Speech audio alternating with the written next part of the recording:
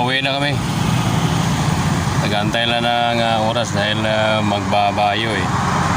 Ito pala yung entrance ng pinapasukan namin. Subdivision yan. Ito subdivision na hindi basta-basta. Dahil pagtatayo ka rito ng bahay, kailangan may minimum na halaga ng 5 million. Pagkababa ng 5 million, hindi ka papayagan na magtatayo. Totoo ba? Ayaw ng balita. Yan ang entrance yan. Yan. Alas 5 yung out. Kaya kailangan sakto alas 5. Dahil pagka hindi, sayang din kada minuto. Magkano rin yun. Babawas. Eh, yung iba, nagmamadali. Okay naman. Uuwi ka na wala sa oras. Kaya lang, babawasan yung sweldo mo. Yun. Eh sa akin sayang din, kaya mag-aantay ako. Kung may lakad naman na importante, pwede umuwi. Kasi magbabayo eh. Doon naman yung papasiyan sa tamark mo. Magtatamark. Kasi magbabayo.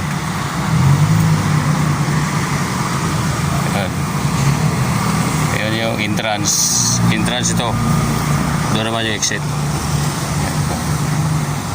Ayan. Safety care ito pag ito kayo dahil 24 hours yung bantay. Mahigpit yung security.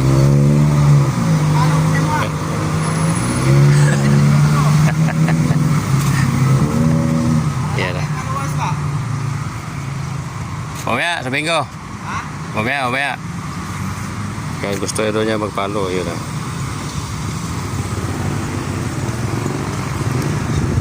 Sabi ko, safety care ito pagka dito kayo. Dahil 24 hours yung security.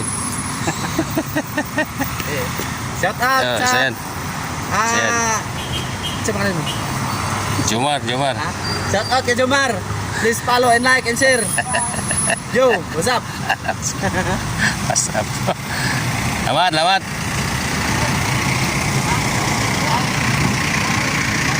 Yan naman eh, kaibigan sa kaibigan, pero sa trabaho, talagang ginagawa yung trabaho niya.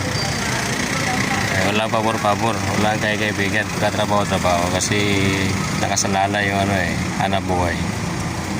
Di ba? Tama naman yun.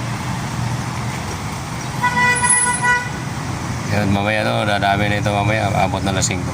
Late kasi yung relo kasarilo namin eh. 5 minuto. Maganda rito pagka pasukan dahil medyo late ang relo. Ang uwian naman ay sadyang mag-aantay. Yan o. Ganda na mga bulak-bulak. Kaya pumuno pa yun. Anong palm tree. Palm tree yata yan. Mayroon pang anong tawag nito? Napunaya hindi. Mayana plant. Mayana herbal. Mayana. Okay. Ayos no. Okay. Yeah. Sa loob, ilan lang may bahay. Kasi hindi basta-basta makabahay rito eh. Talagang mapira ka pag may bahay. Maluwag sa loob. Maluwag. Magandang bahay. Okay, uwi na kami. Alas 5 na yata. Ang dami na uwi yan. Alright. Thank you. Uwi na.